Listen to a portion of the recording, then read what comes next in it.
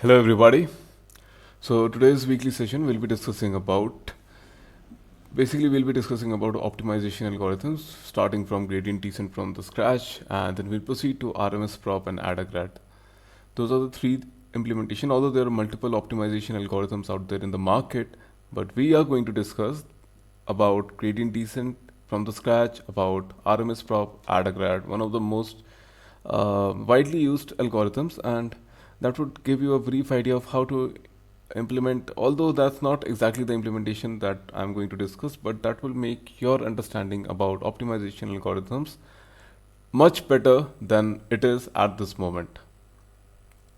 So before we start and before we begin, I would not directly jump into. I mean, it's hard to resist the urge. It's extremely hard to resist the urge to talk about gradient descent and limit yourself to gradient descent and not discuss about what are the internal parts of gradient descent, the associated activities. I mean, gradient descent is not a standalone thing in neural networks. Neural networks, designing a neural network architecture is one thing. That is something like you're building the framework, you're building the skeleton of the body or whatever it is.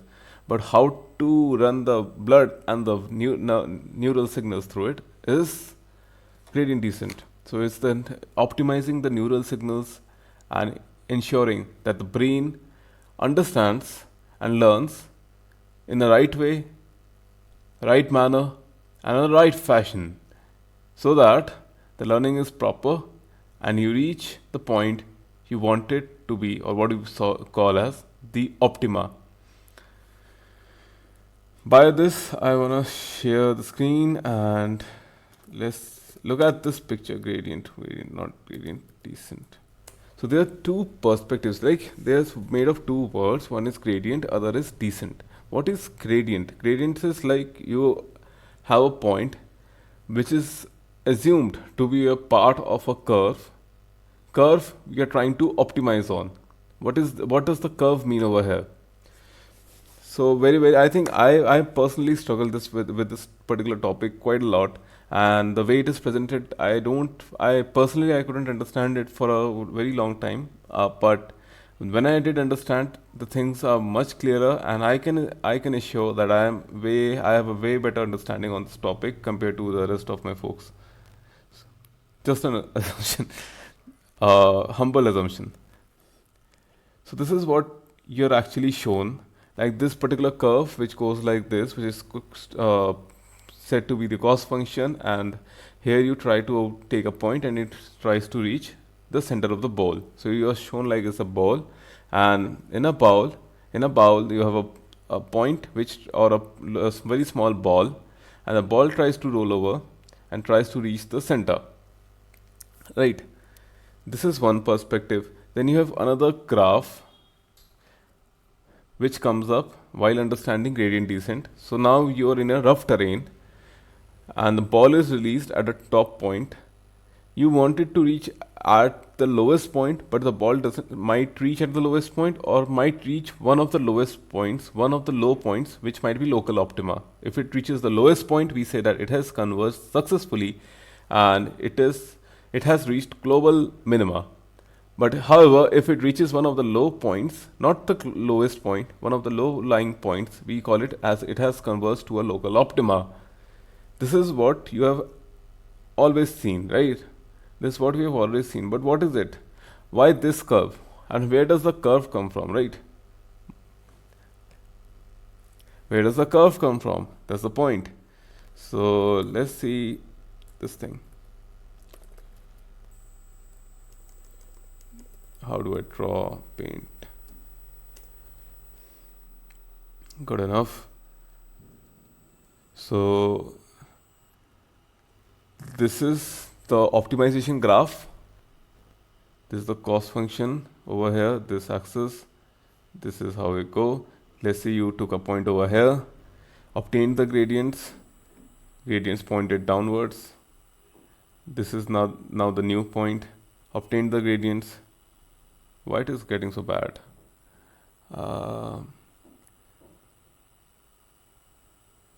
Let's go to paint 3 dimension, how it is.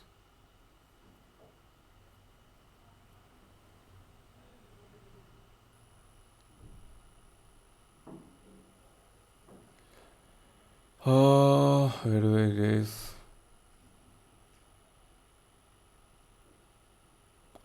Let it be. So this is a graph, and what you are always shown like something like this. This is the cost function or the optimization function, the function you're trying to optimize. Now, what happens is this is a point. It goes through a gradient update. After one cycle, it updates to this point. And after another cycle of gradient update, algorithm runs. It updates to this point. Now the ball might overshoot. Is now over here. Another update, and let's say it has hypothetically or ideally it should have reached the optima. This is one aspect. Another aspect is something like in the 3D curve, wherein you have multiple local minima, maxima, those kind of things, right? But the point is, you never know the curve. Do you get it? You actually do not know the curve. The way it is shown, like you have the curve and you're trying to optimize on it. No, it's not the way. It's just for understanding. Like you have a hypothetical curve. It's the biggest revelation you should have, and it's the biggest understanding you should have. There's no such curve. Curve is something which is learned by the model. So it's like you are standing on a mountain, a heavily fogged mountain, and your vision is limited to next 5 meters. You want to go down the valley and not climb up the mountain, another mountain. So what do you want to do?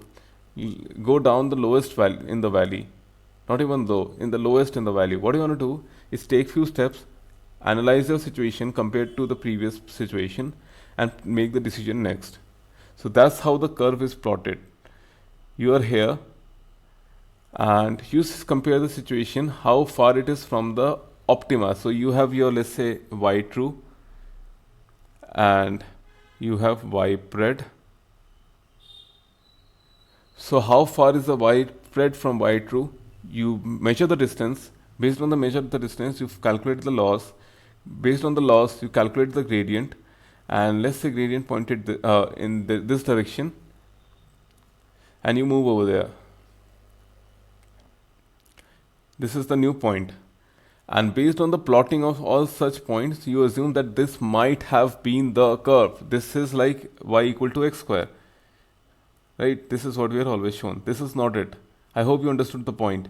This is extremely important, and if you understand optimization, this part, I think you will start having a great interest in neural networks, because this is the heart and the soul of neural networks. If you understand this part very clearly, I can assure you that you will have a greater interest in understanding what optimization algorithms are. So if you understand optimization algorithms, what is the formula for gradient descent? W equals to W previous, W new equal to W previous, weights new equal to weights previous minus alpha into gradients, right? Now what is gradients?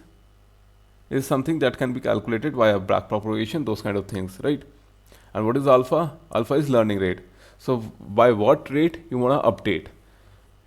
So let's say how much do you want to descend down the down the mountain? Now this is not the graph. Point is, this is not the graph. We do not have a graph, and we do not optimize on the graph.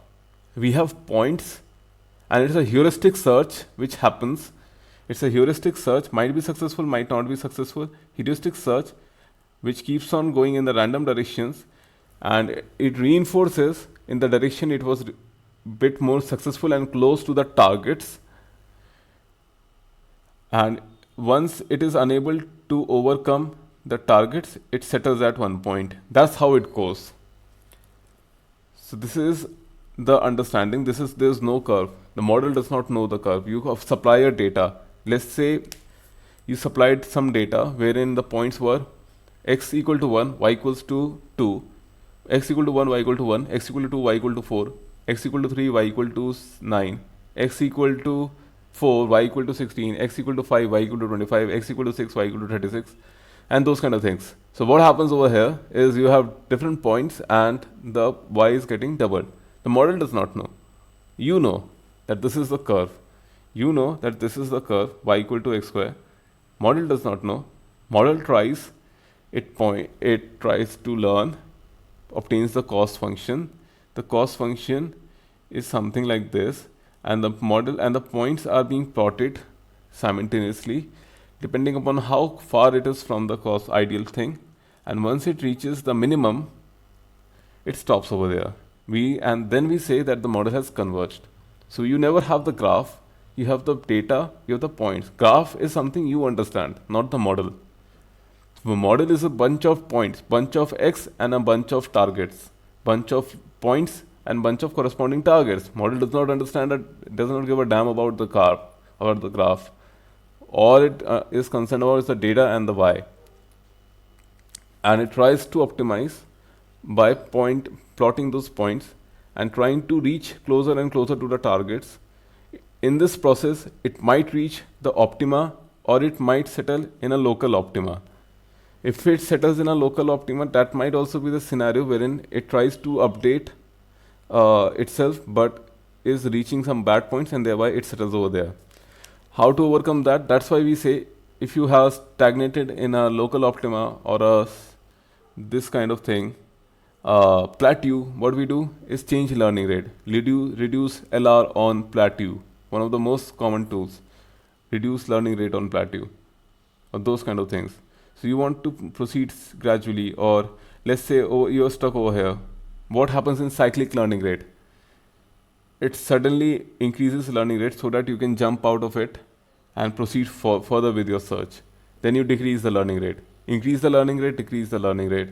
Had it been the lowest point, so no matter how much you increase, it will still remain over here. And if you decrease, after you increase and decrease, what happens in cyclic learning rate? It will stay over there. I hope you understand and understood the point of gradient descent. So this is the point, this is the idea of it. Neural network architecture is one thing. You have bunch of neurons, proton neurons, and interconnected between themselves. But if you pass the data, it goes through forward propagation. Then you have the targets, calculates the difference. It goes through a back propagation. You have the gradients. Now you have the gradients. How does the model adjust the weight? Is something like you have by formula, it is like W equals to W previous minus learning rate into gradients, right? But that is one thing. But how does it happen? Why is this graph so misleading? Why is there so much confusion around gradient descent? I hope there is no more confusion. If you have any more confusion, please let me know. I would be more than happy to elaborate on this. So. Yeah, optimization is the heart and soul of this. And so I'll be following something, an article which was published by Machine Learning Mastery, which is implementing gradient descent. And this article assumes that we know the graph and we try to optimize it based on the formulas of it. Actually, we never converge, but here we might converge. So these are the things which we never know. You never have the objective function, you never have the derivative. You have the loss function. You have the loss function. Let's say you decide that this would be my loss. How do I calculate the loss? This is how you'll calculate the loss. But you never have the target function. You try to decipher the target function. So this is actually not the correct implementation, but is good for understanding what the concept tries to teach and convey. So let's jump into the implementation part.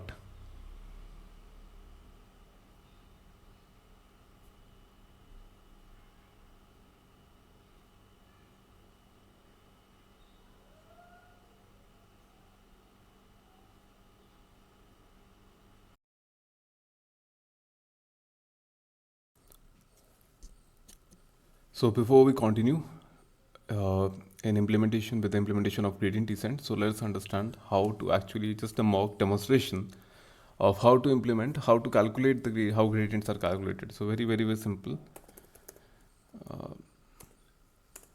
Here it is. So let's say This is the image. This is a 3x3 image wherein you have values. Let's say here we have 10.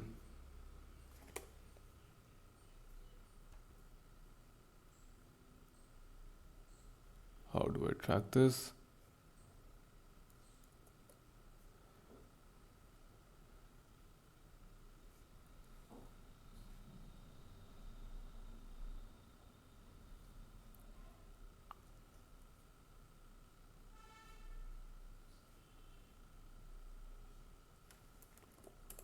Here I have value 10.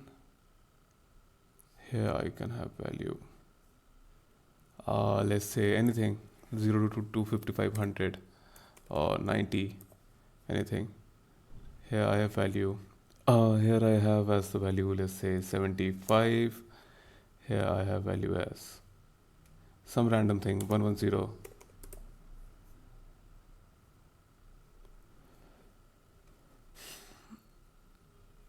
Is there a better way to do it?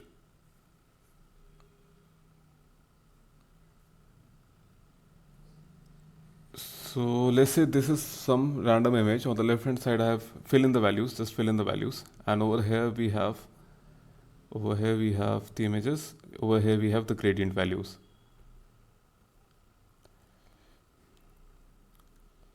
Let's say after forward pass and back propagation you have gradient values, let's say 3, 2, 1, 5, 6, 9, 12, anything 15 and anything like 20. Good enough. So what happens is, how do you perform update? Let's say you're asked to calculate the new values in the image. So what it would be, with the learning rate alpha equals to 0.05.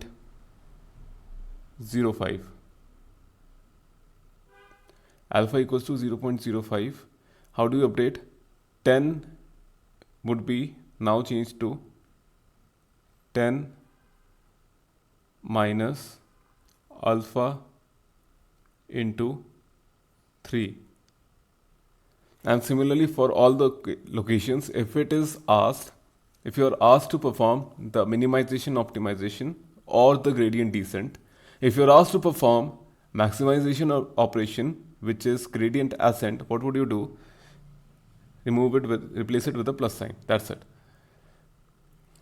So now let's move on to implementation of the gradient descent. First you need a point. Now what is a point? How do you define a random point, right?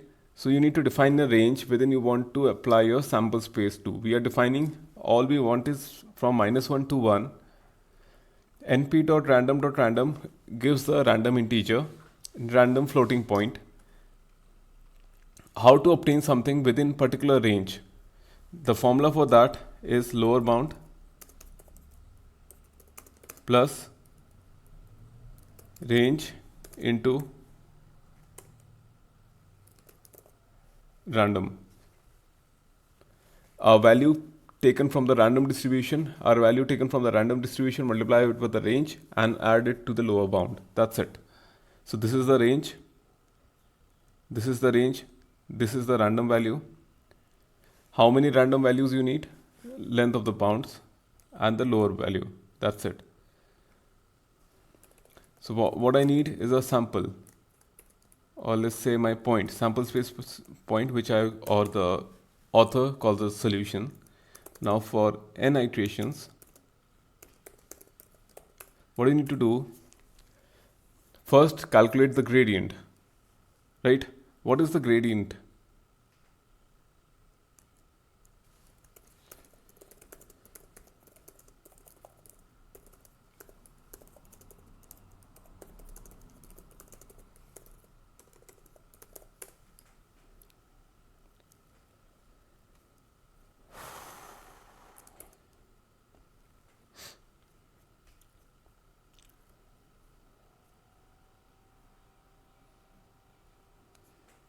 This is what it is. What is the gradient?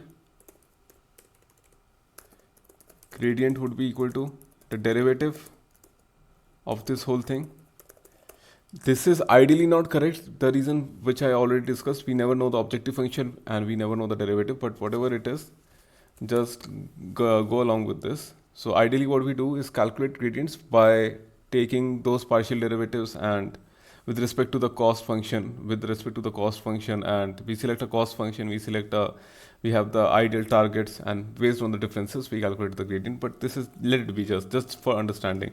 This is the gradient. Now solution would be equal to solution minus uh, step size or the learning rate multiplied by gradient. And what would be the output? The score would be equal to objective solution evaluation solution.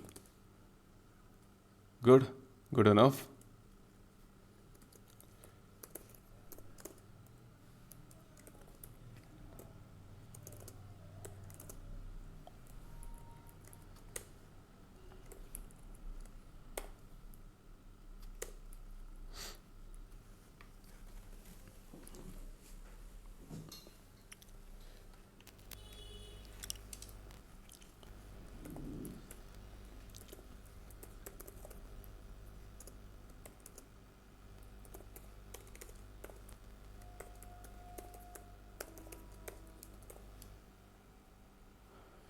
So let us run it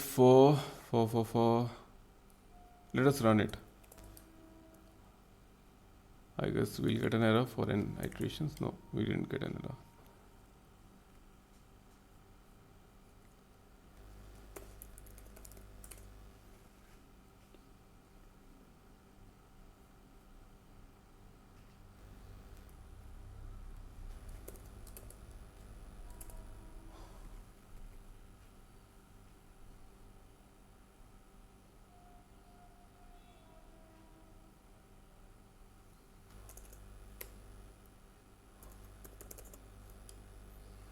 So the last values which were reached would ideally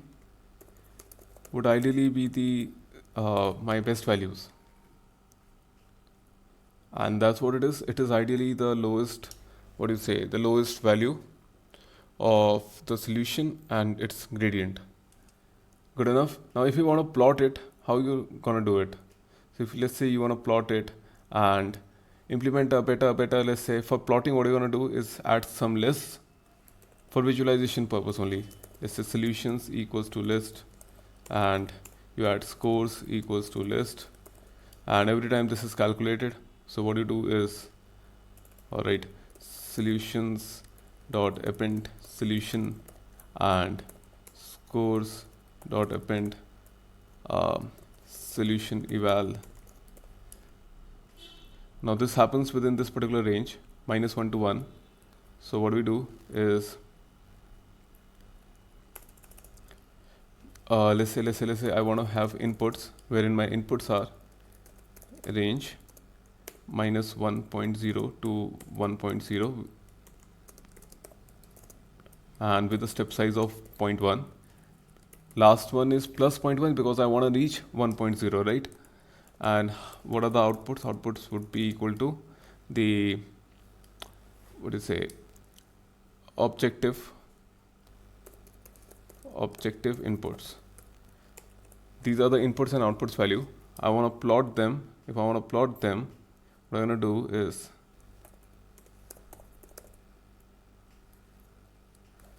how do you plot it?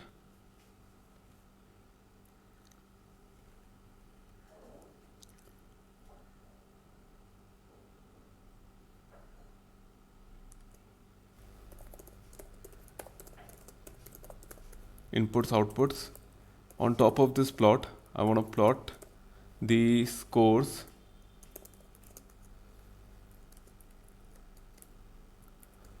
the solutions, and the scores. This one should be something in a different, let's say dash, and color, let's say blue. And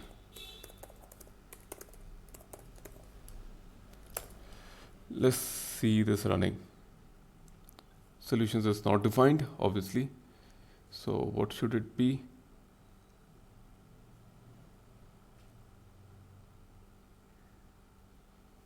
What you want to do is this time print this over here and return the solutions and scores. So you know, change it from solutions and scores.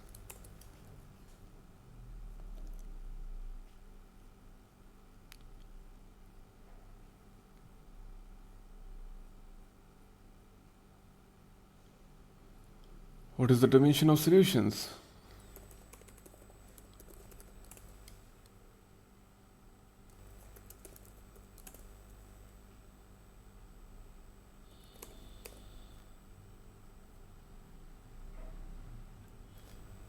Okay. Yeah, I think now it is good enough.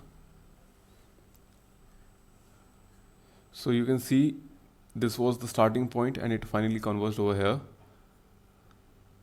Every time we run, it would be something different. It started over here, it converged over here.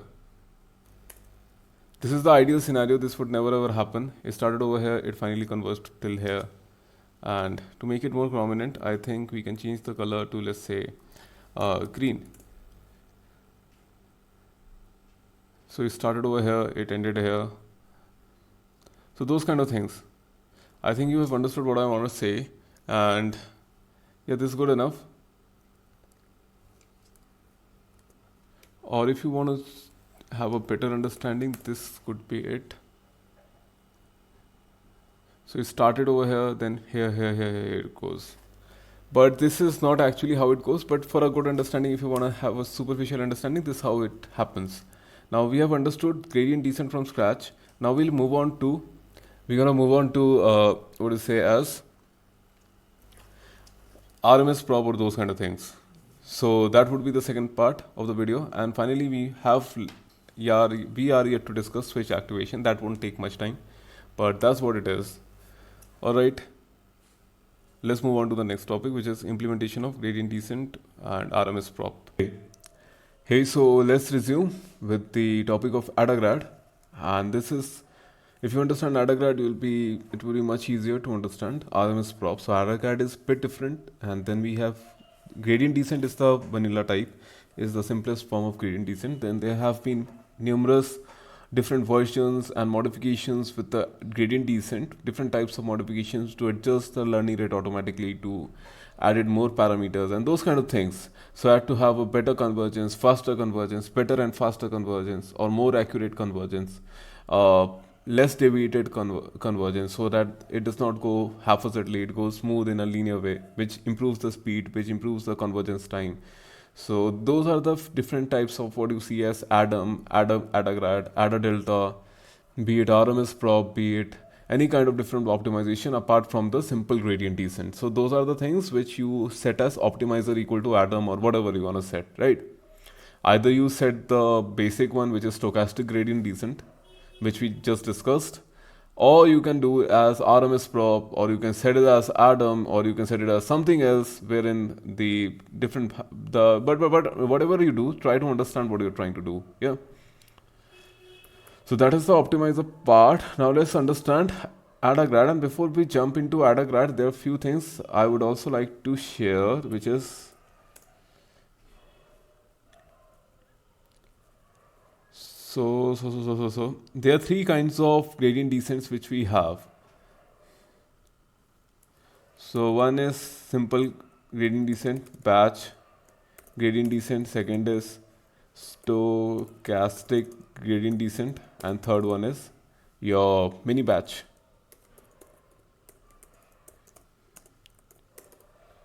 Gradient descent, good enough. So now we have here. So what is batch gradient descent? The one which we had. So you have your entire data set, let's say 10,000 samples, 10k samples. Good enough. So you have 10,000 samples. Now one epoch is traversing through the entire data set. Now we have RAM limitations, right? We have RAM limitations. So ideally we should be doing batch gradient descent. ideally, if you have high enough RAM, let's say 128 GB RAM, 64 GB RAM, and your data set is of 10 GB, 4 GB, 6 GB, then ideally you should apply batch gradient descent. This is very practical perspective. I'm not getting into the theoretical stuff, which is very, very practical perspective. So try to understand, which is batch gradient descent. When should you apply batch gradient descent? You are not, is not in your hands. It's ultimately the hardware specifications or the requirements based on the data set or based on your system or any hosted system you're using. So if the RAM supported is high enough, if the GPU RAM, there are two types of RAM, system RAM and the GPU RAM, if both are high enough, then you can perform batch gradient descent, wherein the entire batch is loaded into the memory, be it the CPU mode or be it the GPU mode. Then the gradients are calculated, images are loaded, gradients are also loaded. So you can imagine how much the data consumption is happening. Images are loaded, the data, images or data or text, whatever it is, the data is loaded, process data is loaded. Then the gradients are calculated, which are stored, which are then back propagated, updated. So there's a lot of memory consumption, which is 3 to 4 times of the data set size. So this is usually humongous and is only possible if you have good system specifications, which outpass or outperform which are quite an overkill. What you say as an overkill of the system requirements. What is stochastic gradient descent? Now you're not passing the entire data set, rather you choose to take up one sample at a time, feed forward the network through the sample, obtain the gradients and update. Right? So this won't be so much, it would be extremely computationally intensive because you're going sample by sample. This is very fast.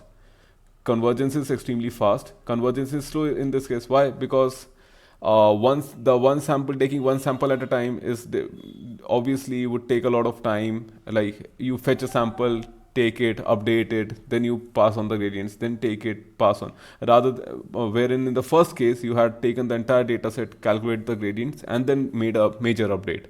Here the updates are happening one step at a time. They would be haphazard because once the previous sample might be extremely different from the next sample. But in case you have a greater distribution, it's a huge distribution, right? Let's say it's a huge distribution of 10,000 images, but it is not a distribution. It's a sample, not even a sample. It's just a particular data point. And over here we do sampling. So we take parts from the batch. You can take random parts of the batch, or what we ideally do is divide the batch into chunks and pass them up in mini batch gradient descent. So ideally we usually take up this way, right? So what would happen to the loss and calculations? Whatever the loss value be for the entire batch, that would remain as it is. In the mini batch, what you do is divide the loss values by the loss value calculated, the loss value or the gradients calculated. You divide by the batch size, and in the ultimate you also divide by the batch size. So 2 times division happens in the calculation of the loss. I think this might get a bit fuzzy. We can get to it at a later point. But understand the things. These are 3 different things. Wherein you calculated the gradient, the entire batch was passed on. You calculated the gradients, and then you obtained the loss values. You obtained the loss values. The loss values would get passed as it is, and those would be there. In minimatch gradient descent, you might have to divide the loss values with the batch size, and so is the case which happens at the end, wherein the total one is the loss size for the particular batch, the loss value for particular batch, then is the loss value for the entire sample. So you need to divide by the entire number of batches, right? Batch size, loss by batch size. Here you have loss by batch size, then you have loss by entire number of batches. So basically the simple mathematics, simple arithmetic, not so difficult to understand, but this part is quite simplistic and it's quite important to understand. All right. Now let's move on to implementation of AdaGrad. We have changed the curve. Not I have changed the curve. This guy is changing the curve. So I am following this guy because to have a verification of what he's trying to demonstrate, and if I am trying to re-implement it, I also need something to verify it. Yep, I think you get my point. So That's what we have over here. We have the objective, we have the derivative, and what is the algorithm? Algorithm asks you to calculate the gradients. All right, we'll calculate the gradient. So let's define a function which calculates, which does the grad for us. Good enough. And so we have this. We have the gradients. Solution would be equal to the point, a random point. Let's copy this thing and modify this. This would be solution. This would be solutions, layers, scores, and iterations. Calculate the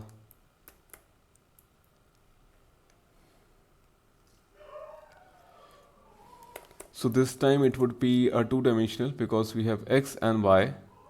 So I think solutions would also change.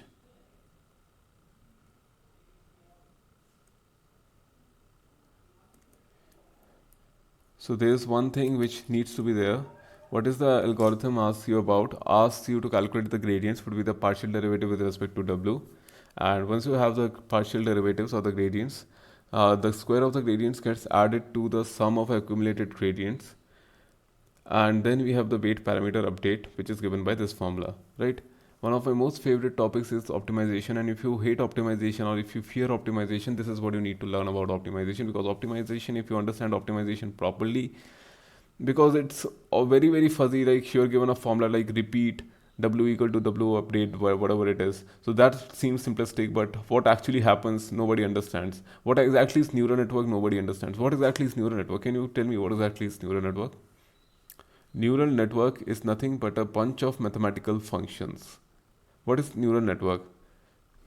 Let's talk about neural networks. So doesn't matter, let's go a bit off topic. It's good to go a bit off topic sometimes, once in a while. And so you have weights. Here we have, this is my box. Within my box, I have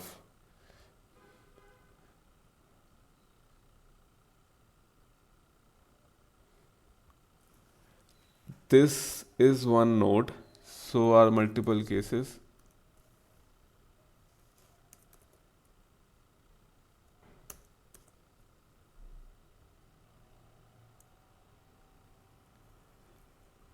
Doesn't matter. Let's take a pencil, man. It's so troublesome. This is a neural network, whatever it is. So what is it?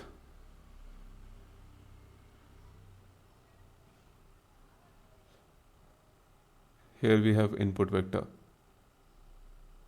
So what is it exactly? This is a weight matrix, right? This is one matrix.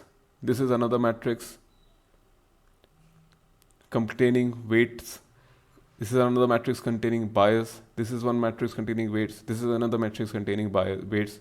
If you understand this, I think you will have a better understanding. So this is your black blocks, what you call as black box. Black box. Within the black box, what exactly is? Why is it black box, right? So don't don't follow the herd, don't be a sheep in the herd. Understand what exactly is happening. Black blocks for a reason that we don't understand how the weights are getting calculated. Why is it getting calculated? It's not like we don't understand how the things are happening. If we don't understand how the things are happening, the changes and the progress wouldn't be there, right? So we have the one matrix weights, you have another matrix bias, another matrix W2, another matrix W2. These are bunch of matrices. Now these are connected. These are, what is a function? Fx, what now this is one thing, this is another function. Fx equals to identity function. Fx is an identity function which is x. Gx is another function which squares up.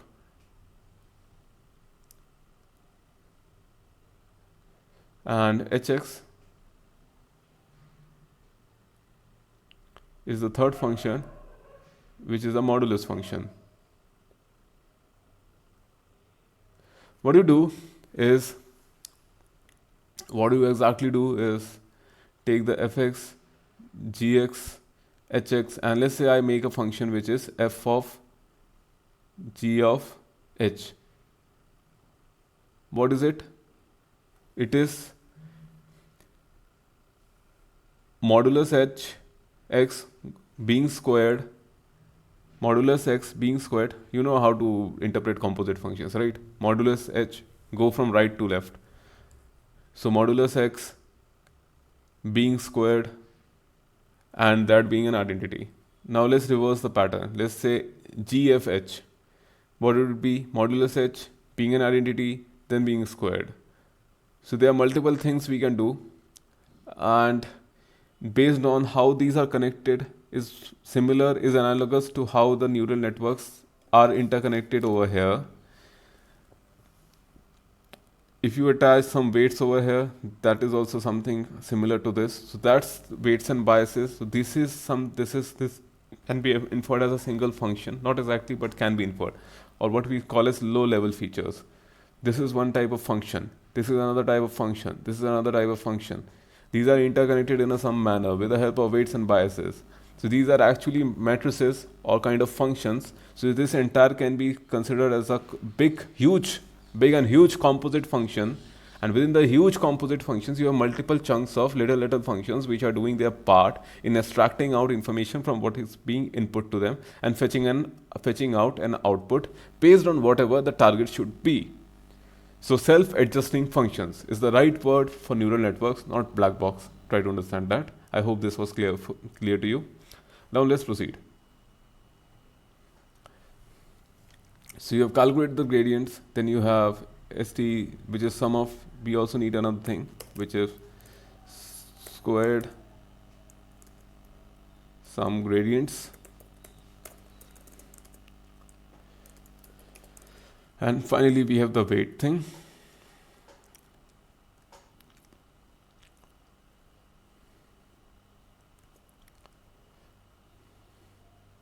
So how it is being done over here? Solution.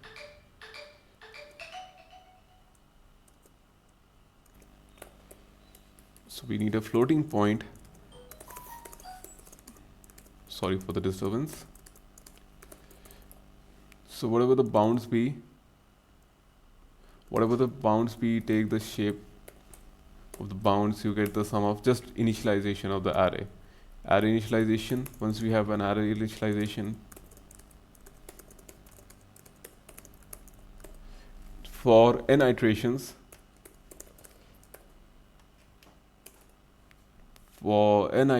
what we do is first to calculate the gradient.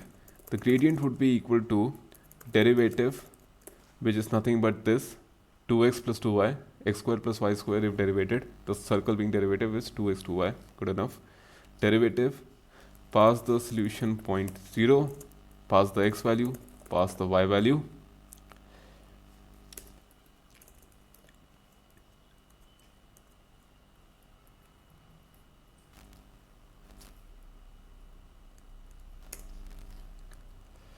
Pass the x value, pass the y value, you have the gradient. Once you calculated the gradient, what you're gonna do is calculate the sum of square gradients for I in range, what do you say, square sum gradients dot shape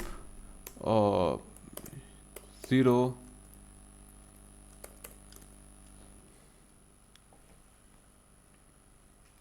You can do this or you can do this as well. Gradient dot shape 0, whatever you want to do.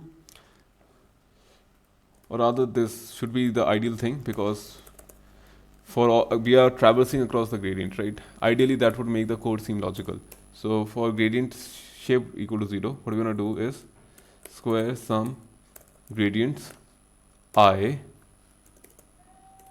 plus equal to, remember plus equal to, this is for one iteration, we are not assigning any value, we want to accumulate the gradient. So this would keep on accumulating the sum of squared gradients.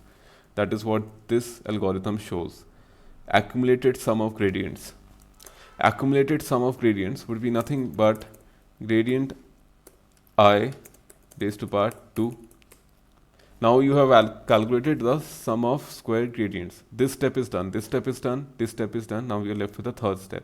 Third step has this parameter, which is the step size or the learning rate, divided by the square root of sum of square gradient plus some epsilon value, which we can take as 1 e to the power minus 8, multiplied by the gradient. So let's say what would be this? This would be nothing but, I would have a new solution. This is bit different. That was a scalar value. This is a list value, vector value. So I need to initialize a list. For whatever happens in the solution dot shape, what we're going to do is calculate the alpha, append the values, and append the values in a dummy temporary array, and that would be a new array, and that's how it goes.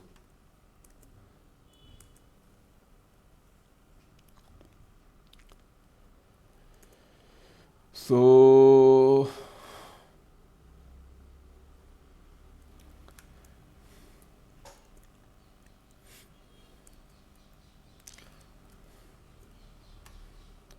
since this is a vector operation, that is why we are doing this in a more sequential manner. This blog also mentions that these are actually vector calculations, but we are not using vector. NumPy is a vector method.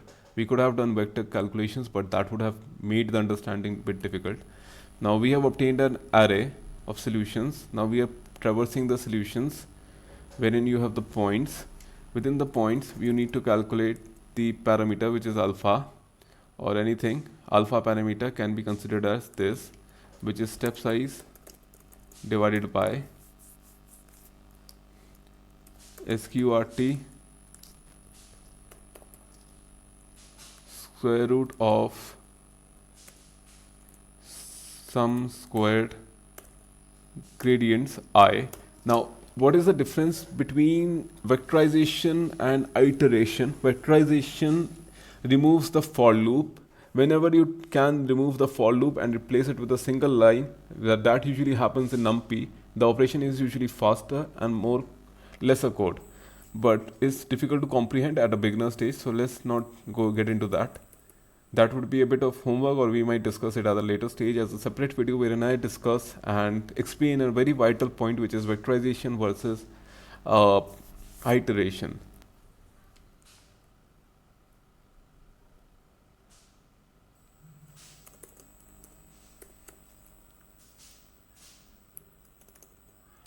You have calculated the gradient. Now let's update the value. Value would be equal to solution I, the value at the solution I minus alpha multiplied by gradient.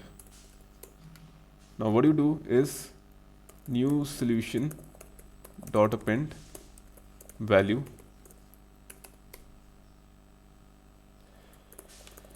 solutions would be equal to np dot array new solution, and let's add another array over here. Solutions would be equal to a list. You can also define a list as this.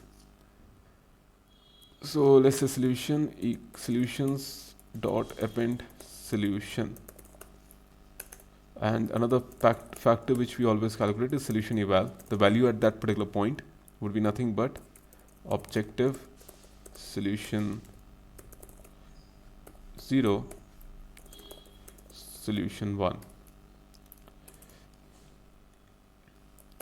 Now let's print out our progress, wherein our progress is nothing but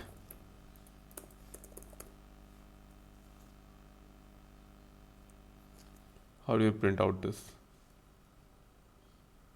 Printing out without any changes. Good enough.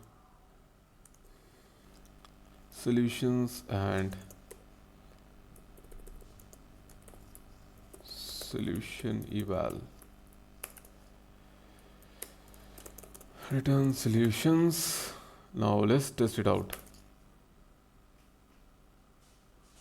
To test it out, this is the code from the previous gradient descent implementation. To test it out, we have this.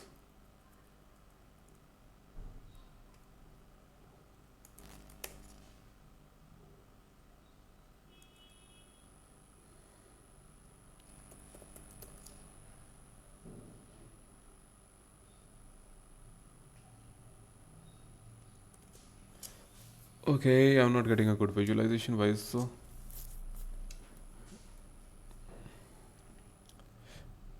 Let's copy the visualization part to simplify our time, to reduce our time.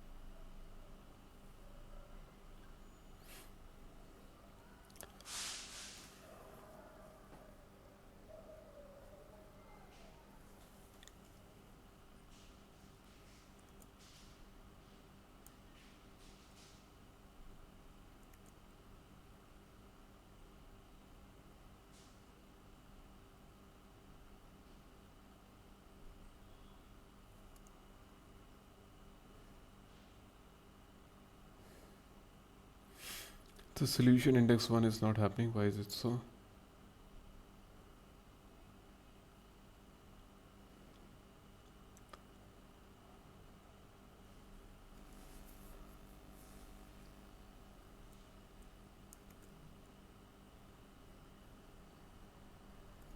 Okay, this is not R bounds, this is bounds. Typo. Solutions not broadcastable. Does not match. Okay. Does not match, does not match. Why does not match?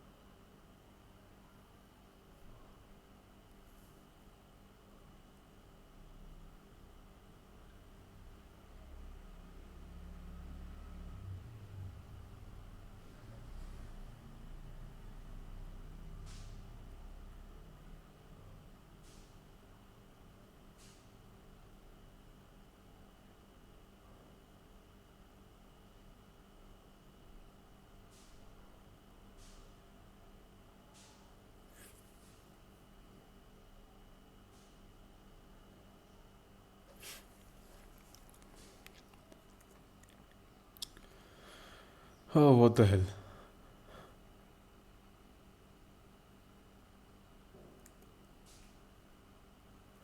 Non-broadcastable output operand with shape 2 does not match this. Whose shape is what? Let's print out gradient. That shape.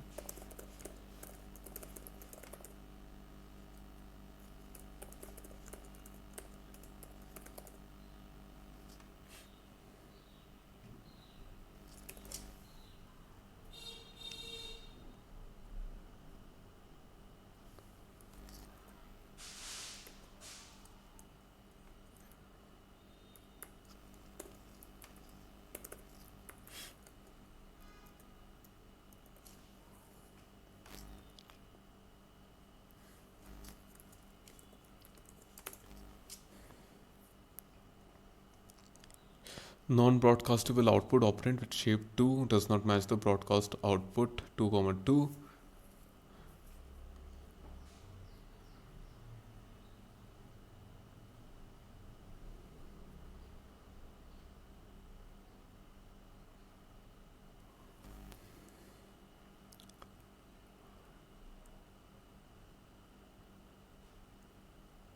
gradient shape should be 2, good enough. And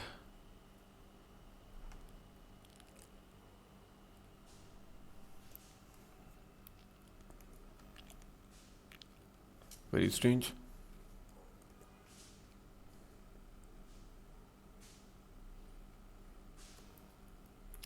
Let's cut this part.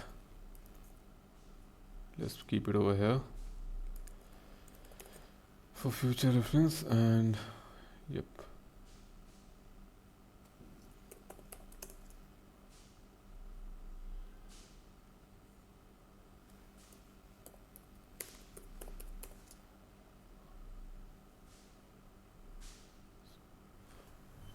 So let's try to get the solutions part. Solutions would be obtained once we have this, and this is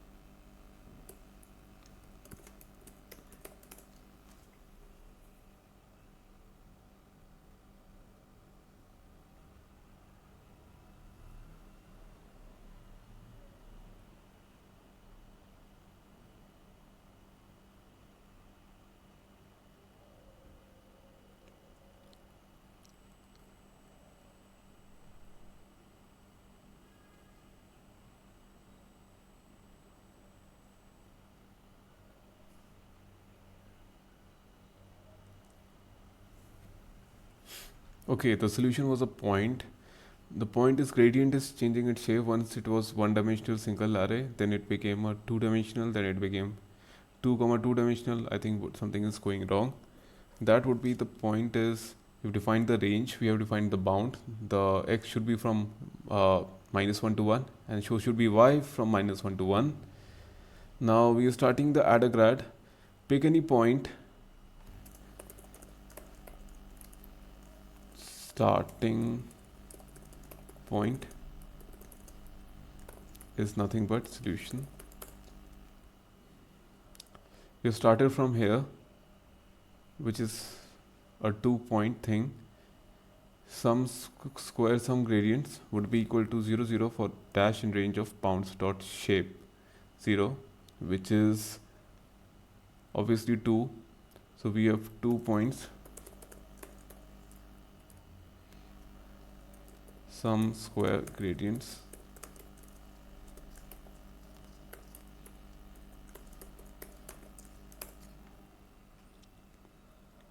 Zero zero. Then we proceed to initializing an empty list so as to store the solutions. For n iterations, we iterate. The gradient would be derivative of the current value of the point, the solution point, which the hypothetical ideal solution point, or we can call it as a point. The point's x coordinate and the y coordinate. We obtain the gradient.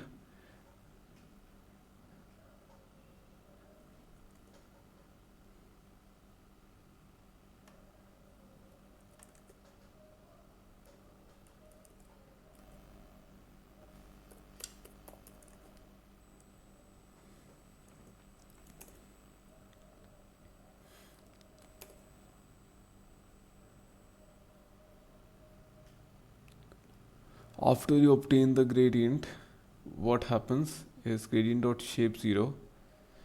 It goes through the two elements. For the first element, it calculates the gradient square. It updates the values. After update,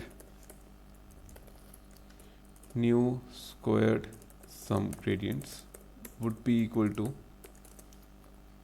well, I can simply copy paste and get the solution done, but I think this would help us with a better understanding. And bug, nothing is better than a bug for your better for understanding things.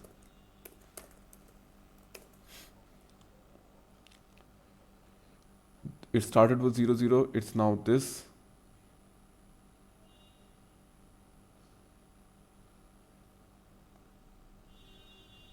Okay, so we are not doing this particular part properly.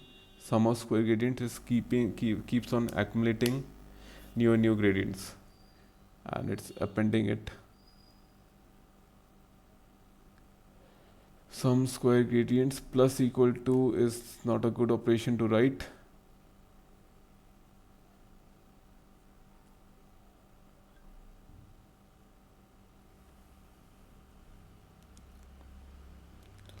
Then we have an initial new starting solution, which we call as new list. Whatever you want to do, list. Within this, we do iteration of the solution part, which is 2 points. For the first point, calculate this. Step size 1e minus 8 square root.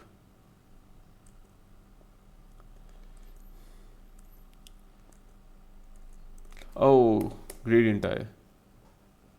That was the problem over here. Gradient I, no, it's not a single value, vector value. I think now it would be fine. Yep. You see how better it is. Due to debugging, we have made ourselves to understand the code line by line, and I think that definitely helps you understand this. So this is ideally how this should be. There's no curve again. We never know the curve. We never know all the details. But I think you have understood how to implement. If you ever have any idea, let's say you want to make your own optimization algorithm, this is how you're going to implement. Not exactly, but from a scratch level, this is how then you can proceed with the more and more detailed parts. Implementing an actual optimization algorithm is difficult, but you can, it's not impossible, it's difficult. And you can check out the custom optimization algorithms TensorFlow.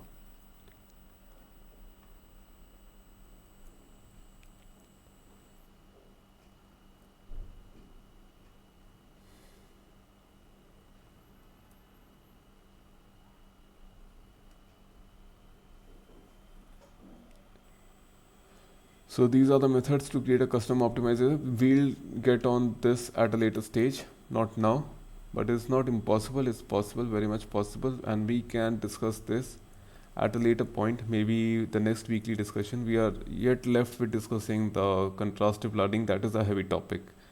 That is definitely a heavy topic, and we cannot give an overview or touch like that. If we have to do it, let's do it properly. So let's finish this. I think you have understood what is AdaGrad. Now let's begin with RMSProp. A little more advancement in RMSProp. Tried to inculcate the features of AdaGrad, momentum, many things, and that made RMSProp one of the most popular optimization algorithms. So if you check the algorithm, here we are. We have a hyperparameter which we call as gamma or rho. It is multiplied with the accumulated sum of gradients plus 1 minus accumulated 1 minus rho into the gradient square. The update is made by the similar manner, the alpha parameter multiplied with the gradients.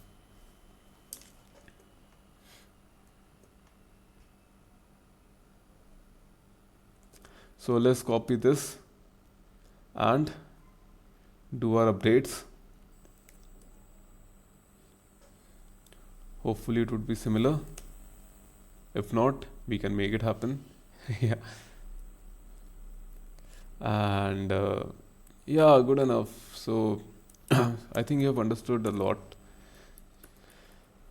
And I've also discussed few points which are a bit out of the scope of discussion, but I think those were a bit helpful for you. So first step is calculating the gradients. We have calculated the gradients. Now the second step is updating the sum of square gradients. So how the update is made is, here we have rho multiplied by square sum gradients I plus 1 minus rho multiplied by gradient square. That's how the update is going to happen. Now we need to, I think we need to add in the hyperparameter rho. Yeah. Add another hyperparameter rho over here. Good enough. Now we have this, and rest of the part I think is quite similar. Alpha step size by this into gradients. Yep. So let us begin with the testing of our code.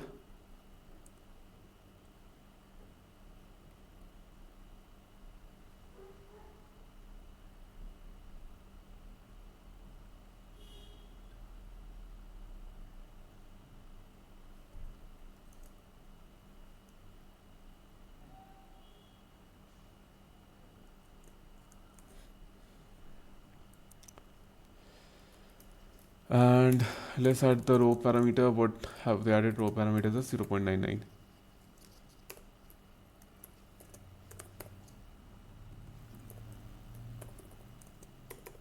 Not pop, it's prop. We have got the solutions. Now let's do the visualization.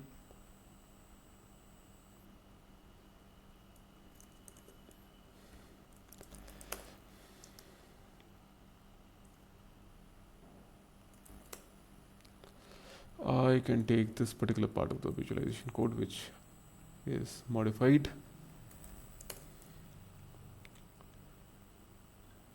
Wow, that was a bit drastic. Let's do another run and see how it goes.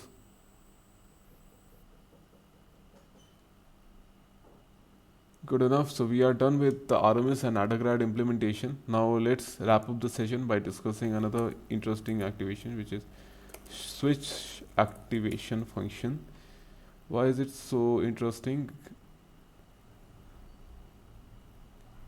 Given the fact it was able to, any activation function is interesting if it is able to outperform anything which is already existing. So if you are able to outperform existing, you become interesting.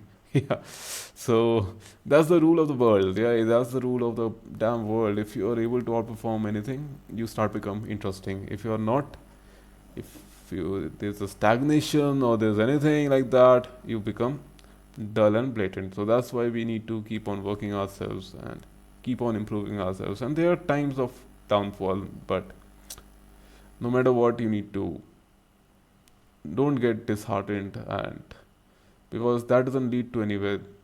That's just wasting your time. You have a time, it's a binary thing. Either utilize it or repent. Repentance is there, inevitable, but yeah, try to utilize. So this is what the function is, switch activation function. X into sigmoid x tends to work better than ReLU on deep models with a challenging number of datasets, had a better performance. Simplicity of Swiss and its similarity to ReLU make it easy practice for the practitioners to replace ReLUs with Swiss units in the neural networks. With ReLU, the consistent problem was derivative of 0 for half of the value. You had a ramp function, so added to it, you had dead neurons. Leaky ReLU, CeLU were there, but were not successful. ReLU Swish is kind of smooth, non-monotonic, unbounded above and unbounded below. Self-gating requires just a scalar input and